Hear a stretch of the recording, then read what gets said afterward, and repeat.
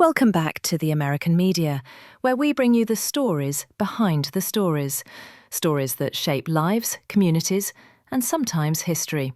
Today is July 7th, 2025, and this past weekend, Texas faced one of the most catastrophic natural disasters in its recent history. Let's talk about what happened on the morning of July 4th in the heart of central Texas, where a wall of water changed everything. It started with torrential rain. Within just 45 minutes, parts of the Texas Hill Country saw up to 26 inches of rainfall. The Guadalupe River, usually a scenic stretch winding through towns like Kerrville and Hunt, suddenly transformed into a 30-foot wall of water. The National Weather Service didn't hold back. They called it a large, deadly wave. And they were right. The flood hit like a freight train, ripping through RV parks, riverside cabins and summer camps. It overtopped gauges, uprooted trees, swallowed roads, and carried away entire communities in its path. As of today, the death toll has risen to at least 70. Among them, over 20 children. In Kerr County alone, officials report 59 confirmed deaths, and 21 of those were kids. But it's not just those we've lost. There are still dozens, possibly hundreds, missing. One of the most heartbreaking stories comes from Camp Mystic, a Christian girls' camp perched along the banks of the Guadalupe.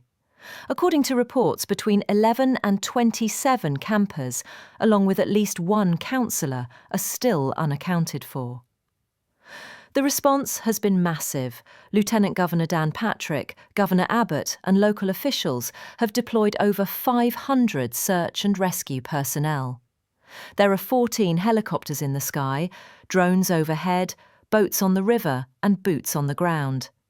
Their promise: to search every tree, every rock, every creek bed. Survivors, many of them stranded in trees or clinging to high ground, were pulled to safety by boat, by air, even by foot. Entire communities have been relocated to shelters in Kerrville, Ingram, Comfort, and Center Point. So how did this happen? Warnings were issued. The National Weather Service upgraded their alert to a flash flood emergency early in the afternoon of July 4th. Wireless alerts were sent out, but local leaders admit they weren't prepared for something of this scale. Kerr County Judge Rob Kelly put it plainly. We did not have a warning system capable of handling this level of flash flooding. And now, the human toll.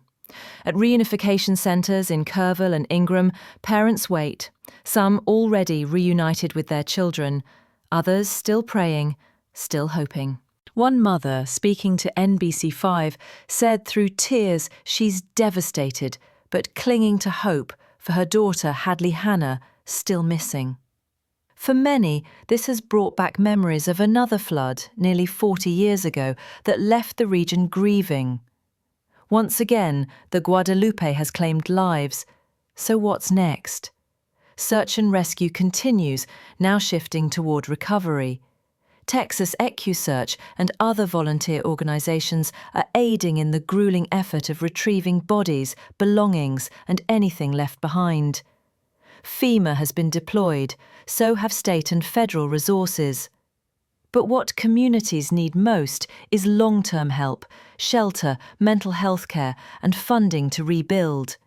Lawmakers are already demanding answers. Why wasn't the severity of this storm anticipated? Why weren't the warnings stronger? Accountability will come, but not before the mourning is over.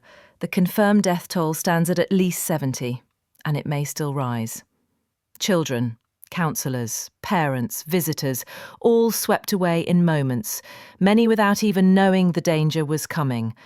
Flash floods are silent killers, especially in rugged landscapes like the Texas Hill Country.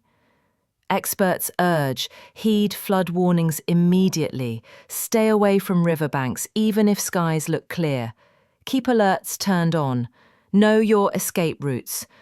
And support your local recovery efforts, whether through blood donations, volunteering, or simply offering a helping hand. Kostiar storm the Vowlen, Basie Haley Amponens, a sins of its key, base sen. Stormatytek som nolas teams to mover så kontrast från backos normal. They see vuj alor storm's life. This was a storm like no other, a perfect storm of rainfall, geography and holiday activity that collided to take lives, destroy homes and shake a region to its core. But even in devastation we see resilience. Rescue teams, reunited families, neighbours helping neighbours, a community leaning on hope. As the waters recede, the road ahead is long, but not empty. We'll keep following this story and we'll bring you the voices, the questions and the hope that emerge in the weeks to come. Thank you for staying informed by listening to the American media. Stay safe, stay prepared and hold your loved ones close.